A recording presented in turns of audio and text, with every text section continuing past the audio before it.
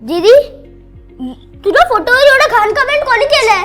तुला काय पडलायचं? जा जा तुझ्या रूम मध्ये जा, शाळेत जायचंय.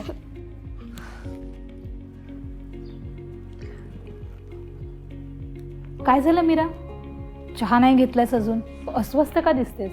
आई, ते माझ्या पोस्टवर कोणीतरी खूप वाईट कमेंट केलंय आणि ते बघून मला खूप वाईट वाटतंय.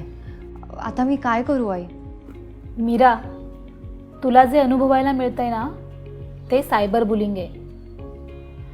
याचा सामना कसा करायचा ते समजून घेणं खूप महत्त्वाचं आहे. हो आई, मला मदत कर ना.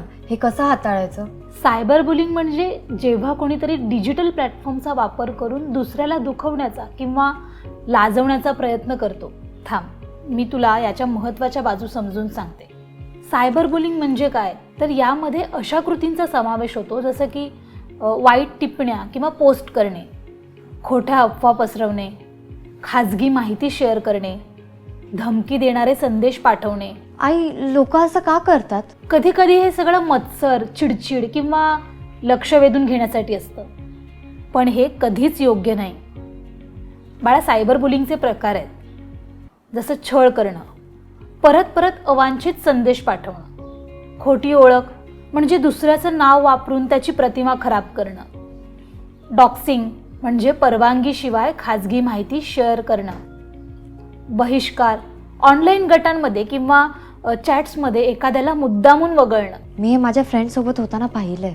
बरोबर, पण बाळा, सायबर बुलिंग कसं ओळखायचं, तर या चिन्हांकडे लक्ष द्यायचं. दुखावणारे संदेश किंवा टिप्पणी, ऑनलाईन गटांमधून वगळणं, धमक्या किंवा अयोग्य सामुग्री मिळणं. जर मला किंवा माझ्या मित्रांसोबत हे असं झालं तर आम्ही काय करायचं? सायबर बुलिंगचा सामना करायचा. तर तो कसा करायचा? प्रतिक्रिया द्यायची नाही. प्रतिक्रिया दिल्याने समस्या वाढू शकते. ब्लॉक करायचं किंवा तक्रार करायची. प्लॅटफॉर्मवरील साधनांचा वापर करून त्यांना ब्लॉक करायचं आणि तक्रार नोंदवायची. हो, पुराव्यांचं जतन करायचं. वाईट संदेश किंवा पोस्टचे स्क्रीनशॉट घ्यायचे, कोणाला तरी सांगायचं, म्हणजे विश्वासू, प्रौढ किंवा आपले समउपदेशक यांच्याशी आपला अनुभव शेअर करायचा. हे खूप उपयुक्त आहे. मला माहिती नव्हतं की आपण तक्रार करू शकतो. हो, बहुतेक प्लॅटफॉर्म या गोष्टी गांभीर्याने घेतात. आता सहानुभूती आणि जबाबदारीची भूमिका म्हणजे काय, तर शब्दांमुळे खोल परिणाम होऊ शकतो. पोस्ट किंवा टिप्पणी करण्याआधी विचार करायचा. ज्यांना त्रास दिला जात आहे त्यांना आधार द्यायचा आणि त्यांना मदत घेण्यासाठी प्रोत्साहन द्यायचं. भारतात सायबर बुलिंग हा माहिती तंत्रज्ञान अंतर्गत एक दंडनीय गुन्हा आहे. अपायकारक किंवा धमकी देणारी सामुग्री शेअर केल्यास कायदेशीर कारवाई सुद्धा होऊ शकते. मला माहिती नव्हतं की ही इतकी गंभीर समस्या आहे. होय, आणि प्रत्येकाने याबद्दल जागरूक असणं गरजेचं आहे. आई, मला आता जास्त आत्मविश्वास वाटतोय.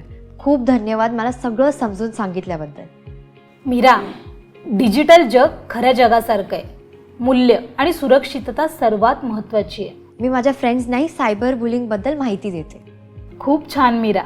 जागरूकता आणि कृतीमुळे इंटरनेट सर्वांसाठी सुरक्षित ठिकाण होऊ शकतं. आणि आता अशी अस्वस्थ राहू नकोस. हस पाहू.